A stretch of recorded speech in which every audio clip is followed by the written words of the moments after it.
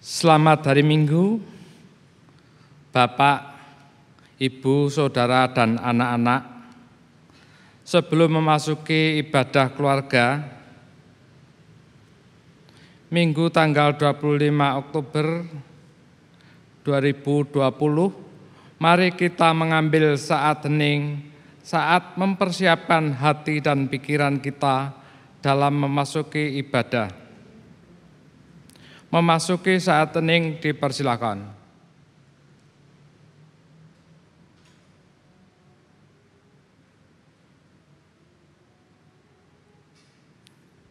Saat hening cukup. Bapak, Ibu, Saudara, dan anak-anak terkasih, mari kita mulai ibadah minggu ini dengan bersama-sama berdiri menyanyikan Kidung Jemaat 20, bait pertama, kedua, dan keempat. Oh hari istirahat.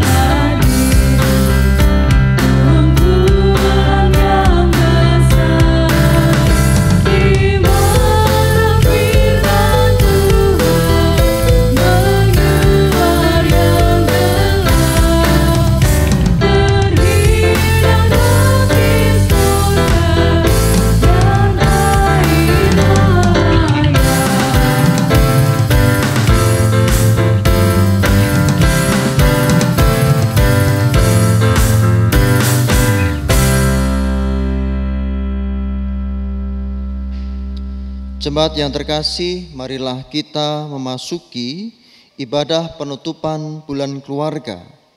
Minggu ini dengan landasan pengakuan bahwa pertolongan kita ialah dari Tuhan, pencipta langit dan bumi, yang senantiasa setia dalam mengasihi umat-Nya. Terpujilah nama Tuhan. Terang sudah terbit bagi orang benar dan sukacita bagi orang-orang yang tulus hati. Terpujilah nama Tuhan. Beribadalah kepada Tuhan dengan sukacita, datanglah ke hadapan-Nya dengan sorak-sorai. Amin.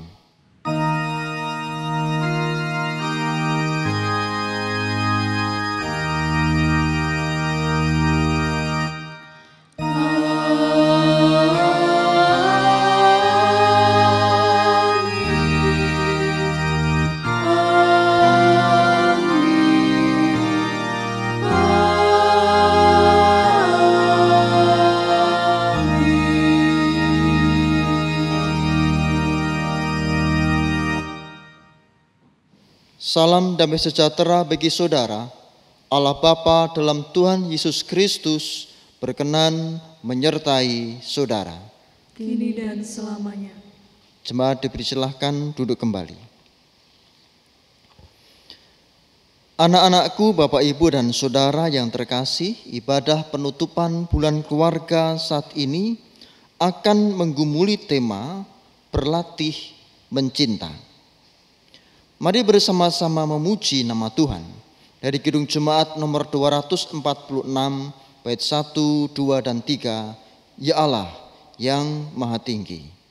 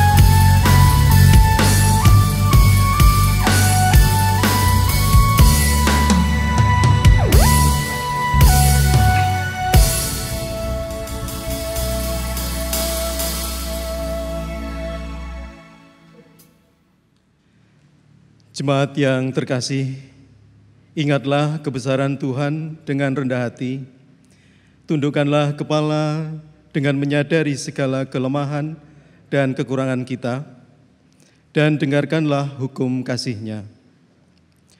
Kasihilah Tuhan Allahmu dengan segenap hatimu dan dengan segenap jiwamu dan dengan segenap akal budimu. Itulah hukum yang terutama dan yang pertama. Dan hukum yang kedua yang sama dengan itu ialah, kasihilah sesamamu manusia seperti dirimu sendiri. Pada kedua hukum inilah tergantung seluruh hukum Taurat dan kitab para nabi. Dalam suasana hening, mari kita berdoa secara pribadi, mengakui dosa kepada Tuhan atas kehidupan kita. Doa secara pribadi, dipersilahkan.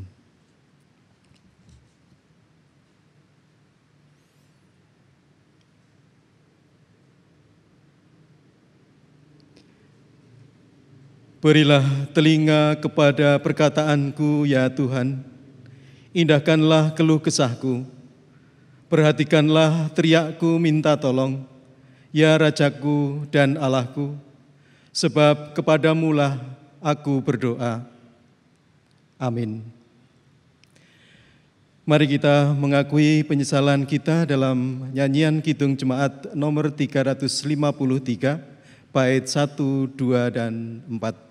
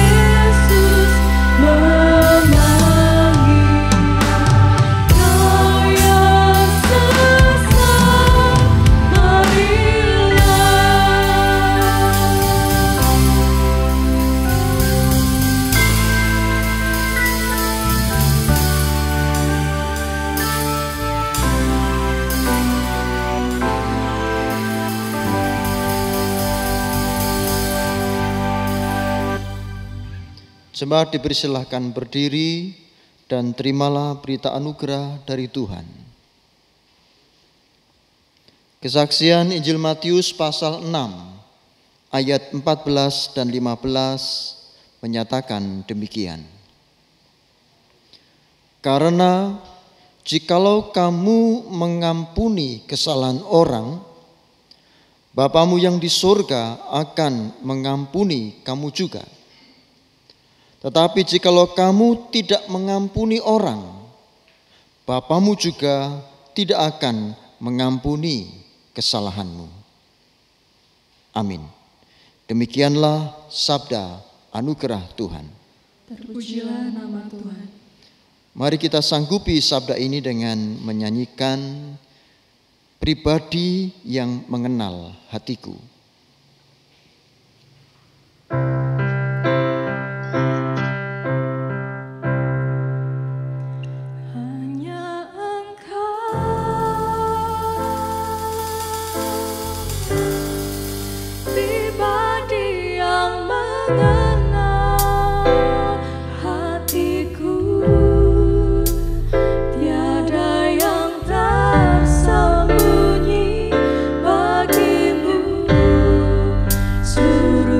Isi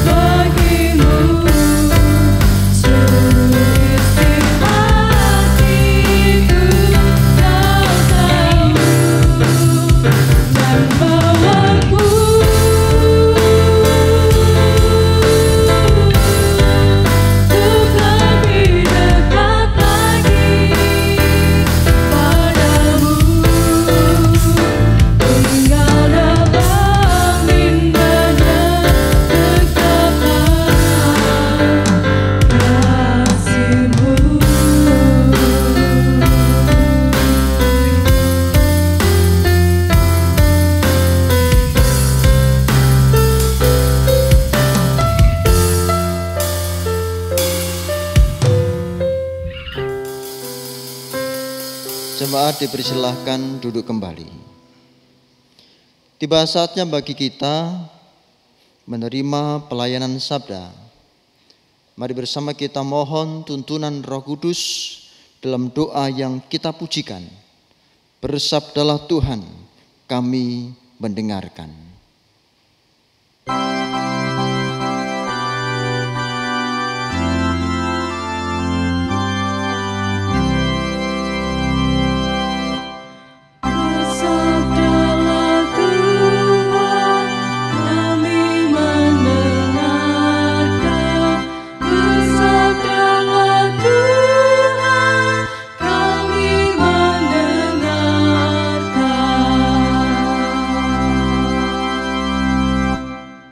Bacaan 1 diambil dari Imamat 19 ayat 1-2 dan ayat 15-18. Demikian. Kudusnya hidup. Tuhan berfirman kepada Musa, berbicaralah kepada segenap jemaah Israel dan katakan kepada mereka, kuduslah kamu sebab aku Tuhan Allahmu kudus. Janganlah kamu berbuat curang dalam peradilan.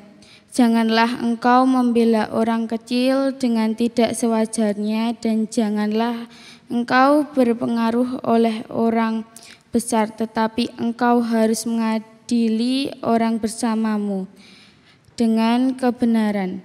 Janganlah engkau pergi kian kemari menyebarkan fitnah di antara orang-orang sebangsamu.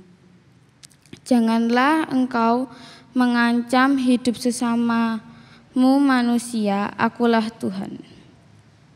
Janganlah engkau membenci saudaramu di dalam hatimu, tetapi engkau harus berterus terang menegur orang sesamamu. Dan janganlah engkau mendatangkan dosa kepada dirimu karena dia. Janganlah engkau menuntut balas dan janganlah menaruh dendam terhadap orang-orang sebangsamu, melainkan kasihilah sesamamu manusia seperti dirimu sendiri. Akulah Tuhan. Demikianlah sabda Tuhan. Syukur kepada Allah.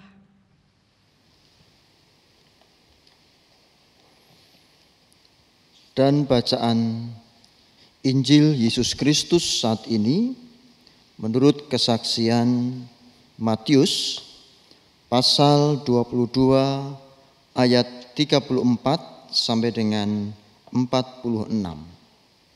Matius 22 ayat 34 sampai dengan 46 yang demikian. Ketika orang-orang Farisi mendengar bahwa Yesus telah membuat orang-orang Saduki itu bungkam, berkumpullah mereka. Dan seorang dari mereka, seorang ahli Taurat, bertanya untuk mencobai dia. Guru, hukum manakah yang terutama dalam hukum Taurat? Jawab Yesus kepadanya, kasihilah Tuhan Allahmu dengan segenap hatimu dan dengan segenap jiwamu dan dengan segenap akal budimu. Itulah hukum yang terutama dan yang pertama. Dan hukum yang kedua yang sama dengan itu ialah kasihilah sesamamu manusia seperti dirimu sendiri. Pada kedua hukum inilah tergantung seluruh hukum Taurat dan kitab para nabi. Ketika orang-orang Farisi sedang berkumpul, Yesus bertanya kepada mereka, katanya, apakah pendapatmu tentang Mesias? Anak siapakah dia? Kata mereka kepadanya, anak Daud. Katanya kepada mereka, jika demikian, bagaimanakah Daud oleh pimpinan roh dapat menyebut dia tuannya ketika ia berkata, Tuhan telah berfirman kepada tuanku, duduklah di sebelah kananku sampai musuh-musuhmu kutaruh di bawah kakimu.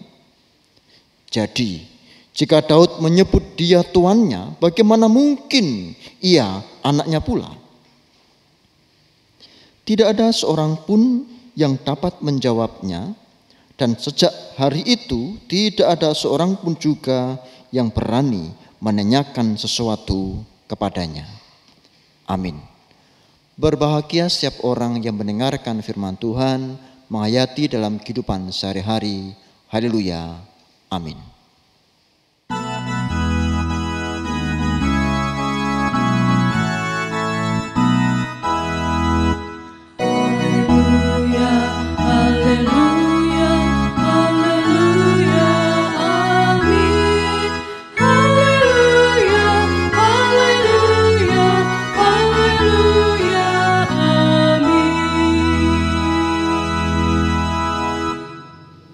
Selamat hari Minggu Bapak Ibu Saudara, anak-anakku yang terkasih, apa kabar?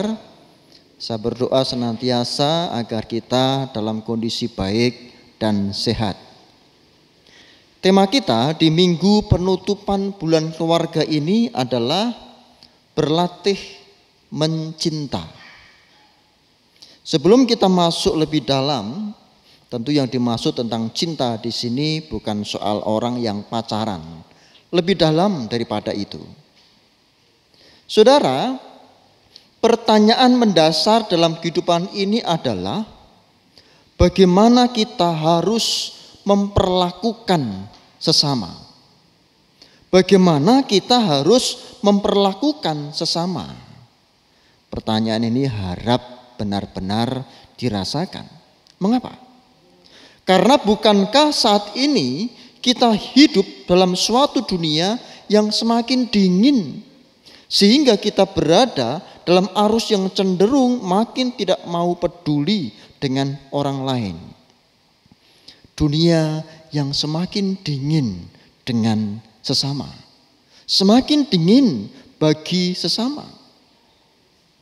Maka pada satu sisi setiap hari kita terus-menerus berhadapan dan berrelasi dengan banyak orang, namun pada sisi yang lain kadangkala dan sering kita gagal untuk memperlakukan orang di sekitar itu dengan penuh kasih. Kita cukup sering berhadapan dengan orang lain, tetapi kita juga sering gagal berjumpa dan menyikapi sesama secara personal. Sehingga saudara, relasi kita sering ditandai oleh situasi impersonal. Maksudnya adalah dalam pengertian tidak lagi mampu melihat dan memperlakukan sesama sebagai seorang pribadi yang unik atau sebagaimana adanya. Orang menjadi egois. Orang kemudian mengobjekkan orang lain. Orang kemudian memperalat orang lain. Jika demikian, bagaimana mungkin dunia tidak lagi menjadi dingin terhadap sesama ketika orang hanya melihat dirinya sendiri? Di manakah letak kasih ketika itu semua terjadi? Bukankah yang sering terjadi justru konflik, pertikaian-pertikaian yang menimbulkan penderitaan, kesedihan, kegelisahan, dan luka batin yang sulit terobati. Dan itu bisa terjadi dalam keluarga. Maka kita diundang untuk belajar mencinta. Untuk belajar menerima sesama, menerima orang lain apa adanya. Bahwa dia adalah sebuah produk dari masa lalu dalam kehidupannya. Demikian juga kita adalah produk hari yang lalu. Ada latar belakang di balik pribadi seseorang. Melihatnya tidak hanya ruang pertama, mukanya saja, tapi kita sebagai orang yang mencinta harus mau melihat ke belakang. Oh, dia bersikap seperti ini karena dia memiliki latar belakang seperti ini. Itu hanya bisa dilakukan dengan cinta. Cinta yang seperti apa? Tentu bukan cinta monyet, cinta pacaran, tetapi lebih kepada cinta kasih Tuhan. Maka pada bagian ini kasih, cinta yang murni itu menjadi pondasi kehidupan. Sebelum masuk lebih dalam, kita lihat konteks narasi Injil Matius pasal 22 ayat 34 sampai dengan 46 tadi, secara khusus sampai dengan ayat 40. Yang menyatakan bahwa di kalangan umat Israel umumnya menghayati hukum Taurat. Berisi 613 ketetapan firman Allah. Jadi hukum Tuhan ada 10 diturunkan menjadi 613 ketetapan firman Allah dengan perincian. 248 sebagai perintah positif dan 365 perintah yang bersifat larangan. Jadi orang pada zaman itu hafal betul ada 613 dengan perincian 248 perintah positif dan 365 perintah yang bersifat larangan. Persoalannya saudara, 613 ketetapan ini hanya dilakukan secara fisik, namun hakikatnya tidak dilakukan. Dalam praktek hidup sehari-hari, 613 hukum Allah tersebut sering hanya dihayati sebagai peraturan keagamaan, tapi dilepaskan dari sisi personal dalam relasi dengan Allah dan sesama. Mereka umumnya mencoba untuk mentaati hukum ini kayaknya setia, tetapi di sisi yang lain hubungan relasi dengan Allah tidak baik. Mereka taat beribadah tetapi menyakiti saudaranya. Mereka taat memberikan persembahan tetapi culas terhadap orang yang lain. Dipisah. Ingat saudara, Yesaya 1 ayat 11. Umat Israel disebutkan sangat setia mempersembahkan korban, tetapi Allah menegur mereka. Apa tegurannya? Saya bacakan. Untuk apa itu korbanmu yang banyak-banyak? Firman Tuhan, aku sudah jemu akan korban-korban bakaran berupa domba jantan dan akan lemak dari anak lembu gemukan. Darah lembu jantan dan domba-domba dan kambing jantan tidak kusukai. Mereka melakukan itu semua, tetapi perbuatan kesiaran mereka jauh dari ibadah. Itu sebabnya saudara, ketika seorang ahli Taurat bertanya kepada Tuhan Yesus, Guru, hukum manakah yang terutama dalam hukum Taurat? Maka Tuhan Yesus tidak menjawab pertanyaan itu tentang 613 hukum. Tetapi dia menjawab bagaimana inti dari seluruh hukum Taurat. Jawabnya, kasihilah Tuhan Allahmu dengan segenap hatimu dan dengan segenap jiwamu dan dengan segenap akal budimu. Itulah hukum yang terutama dan yang pertama. Dan hukum yang kedua yang sama dengan itu ialah kasihilah sesama manusia seperti diri sendiri. Lihat, Tuhan Yesus meneruskan, pada kedua hukum inilah tergantung seluruh hukum Taurat dan kitab para nabi.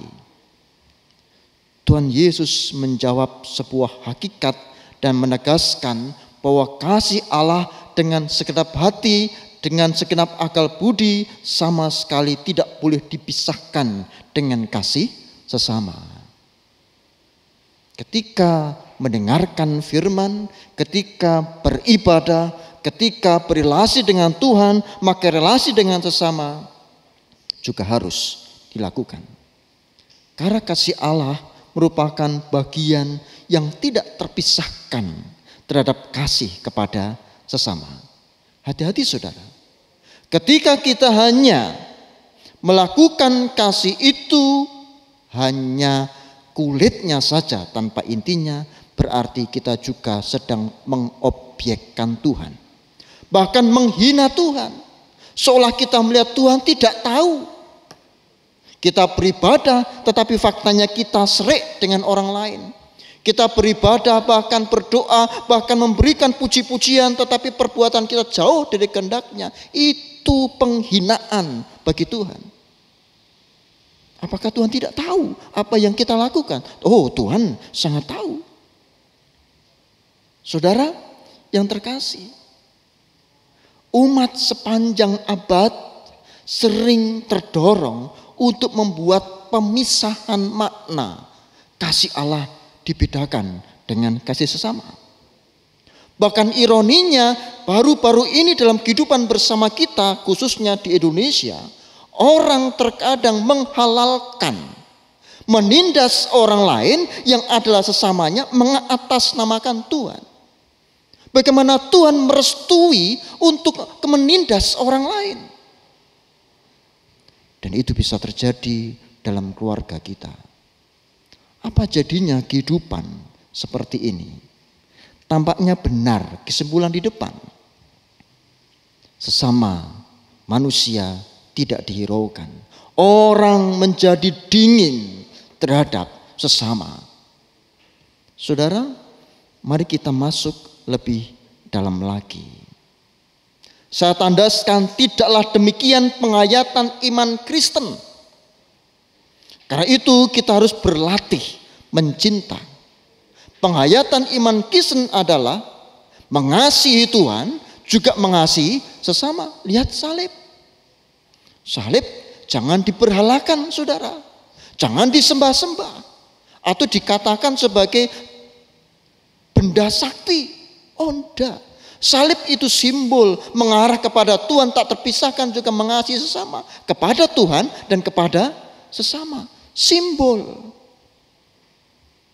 Saudara yang terkasih, maka kita harus berlatih mencinta bagaikan seorang ayah dan seorang ibu yang mencintai bayinya.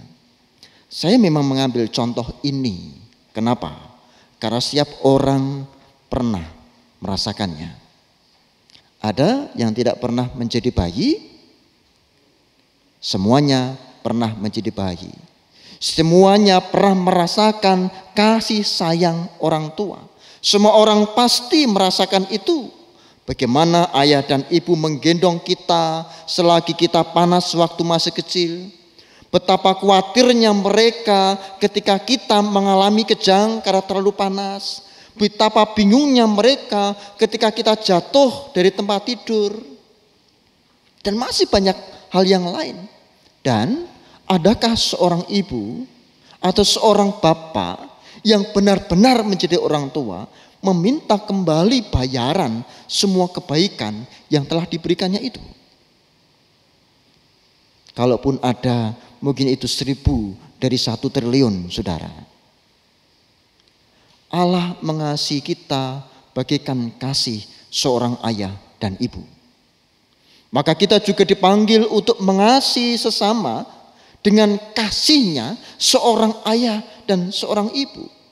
Pemberlakuan kasih tersebut perlu dimanifestasikan dalam bentuk ketaatan yang mau berkorban dan tidak mengobjekkan sesama.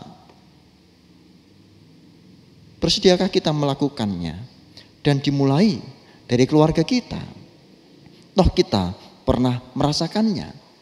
Tinggal kita mengulang kembali dengan ketulusan dan dihadiri Roh Kudus sehingga keluarga kita benar-benar penuh cinta. Tuh Pak, tapi dia tuh sedang menjengkelkan. Lu apakah ada orang yang tidak pernah menjengkelkan, saudara? Disitulah perlunya ruang pengampunan. Di berita anugerah tadi sudah diingatkan, jika kamu tidak mengampuni saudaramu, Tuhan tidak akan mengampunimu. Maka pengampunan adalah wajib. Mungkin ada juga yang berkomentar, tapi Pak, bukankah ada banyak orang tua zaman sekarang yang kejam seperti dalam berita-berita itu?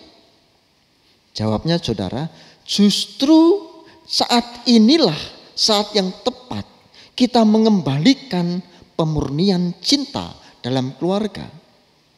Kita diajak untuk berlatih mencinta. Terus berlatih. Kesuksesan itu terjadi nanti pasca kematian. Berlatih mencinta. Kita diharapkan memurnikan kasih Allah. Dengan mengasihinya dan mengasihi sesama. Dan lihat saudara. Bulan keluarga kita tutup minggu ini. Dan kita lihat pula tema kita, berlatih mencinta. Ketika bulan keluarga ditutup, justru kita diajak untuk memulai sesuatu, yaitu berlatih mencinta. Mulai dari keluarga. Amin. Saat hening bagi kita semua.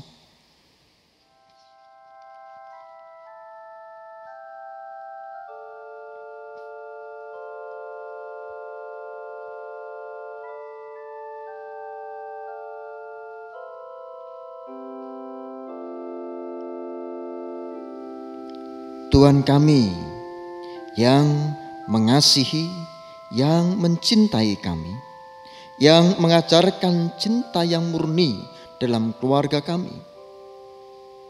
Kiranya kasih-Mu kami rasakan, dan kiranya firman-Mu menjadi petunjuk kehidupan kami, mencintai keluarga kami dan sesama kami. Di dalam Kristus Sang Penebus, kami berdoa dan bersyukur. Amin. Bapak, Ibu, Saudara, dan anak-anakku, marilah kita mempersembahkan yang terbaik kepada Tuhan, sambil mengingat sabda yang diambil dari Kolose 3 ayat 17 yang demikian.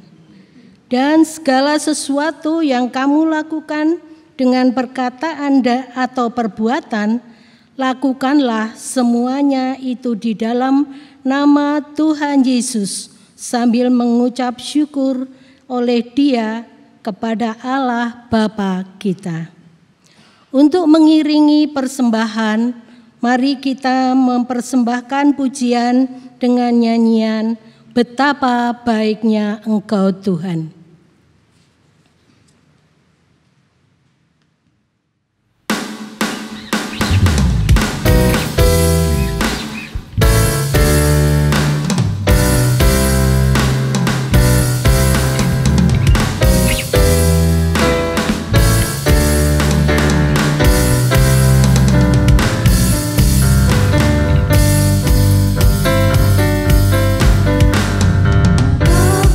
Baik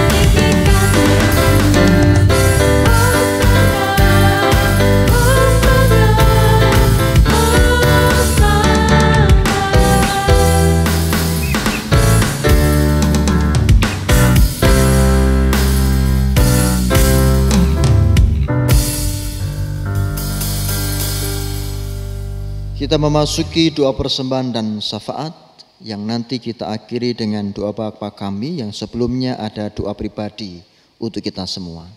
Mari kita berdoa. Tuhan kami yang kudus dan setia, kami bersyukur penyertaan-Mu ada bersama kami dalam ibadah saat ini. Di bulan keluarga yang kami tutup pada Minggu tanggal 25 Oktober tahun ini. Ya Tuhan, kami juga bersyukur karena Tuhan masih memberikan kesempatan bagi kami untuk mengaturkan persembahan kepadamu. Terimalah persembahan ini dan berkatilah ya Tuhan. Ya Allah, kami berdoa secara khusus di tengah-tengah pandemi corona saat ini, kiranya kami semua penduduk bumi ini Tuhan kuatkan, dan kiranya kesehatan ada pada kami, pandemi pulih berlalu dan kami mengarungi kehidupan yang baru. Terkhusus untuk bangsa kami Indonesia yang kami cintai. Ada banyak pergumulan ya Tuhan, kiranya Engkau hadir bersama dengan kami. Tuhan berkati pemerintah, Tuhan berkati masyarakat, kami semua disatukan di dalam kasih-Mu, meskipun kami berbeda satu dengan yang lain, dan kami tetap sama, berbangsa, bernegara Indonesia. Dan kami berdoa untuk setiap pribadi kehidupan kami di Jemaat GKJ Jatimulyo. Berkati anak-anak kami yang dalam pergumulan studi. Berkati saudara-saudara kami yang sedang mencari jodoh dan pekerjaan. Berkati para orang tua ketika mendidik anak-anaknya. Berkati Atiuswo ketika harus mengarungi kehidupan bersama dengan keluarga. Berkati kami semua dalam kasih-Mu. Dan pergumulan kami pribadi-pribadi itu kami curahkan dalam doa pribadi. Jemaat dipersilahkan berdoa secara pribadi.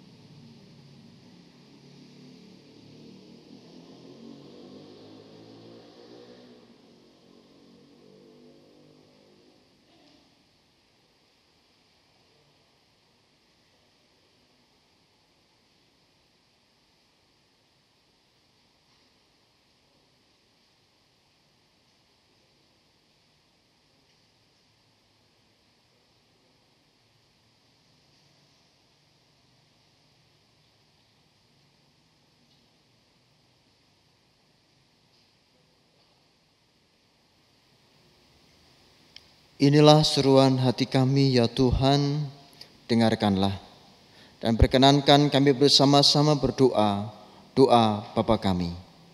Bapa kami yang di surga, dikuduskanlah nama-Mu, datanglah kerajaan-Mu, jadilah kehendak-Mu di bumi seperti di surga. Berikanlah kami pada hari ini makanan kami yang secukupnya, dan ampunilah kami akan kesalahan kami, seperti kami juga mengampuni orang yang bersalah kepada kami. Dan janganlah membawa kami ke dalam pencobaan, tetapi lepaskanlah kami daripada yang jahat. Karena Engkaulah yang mempunyai kerajaan dan kuasa dan kemuliaan sampai selama-lamanya. Amin.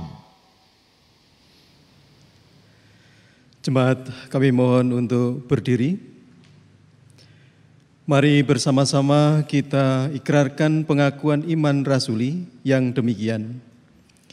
Aku percaya kepada Allah, Bapa yang Maha Kuasa, Khalik langit dan bumi, dan kepada Yesus Kristus, Anaknya yang tunggal, Tuhan kita, yang dikandung daripada Roh Kudus, lahir dari anak darah Maria, yang menderita di bawah pemerintahan Pontius Pilatus, disalibkan, mati dan dikuburkan, turun ke dalam kerajaan maut. Pada hari yang ketiga, bangkit pula dari antara orang mati, naik ke surga, duduk di sebelah kanan Allah, Bapa yang Maha Kuasa, dan akan datang dari sana untuk menghakimi orang yang hidup dan yang mati. Aku percaya kepada Roh Kudus, gereja yang kudus dan am, persekutuan orang kudus, pengampunan dosa, kebangkitan daging, dan hidup yang kekal. Bawalah damai Tuhan, karena kasih-Nya sungguh besar bagi hidup kita. Syukur kepada Allah. Jadilah pelayan-pelayan bagi Kristus, sebab kita telah dilayaninya dalam pengorbanan di kayu salib. Syukur kepada Allah. Tuntunannya kekal, kini dan selamanya. Amin. Terimalah berkat Tuhan. Damai sejahtera Allah dalam persekutuan bersama Sang Putra dan Roh Kudus yang melampaui segala akal, memelihara hati dan pikiran saudara untuk merendah dan melayani Dia dari sekarang sampai selama-lamanya. Amin. Mari kita menyanyikan Ku Cinta Keluarga Tuhan.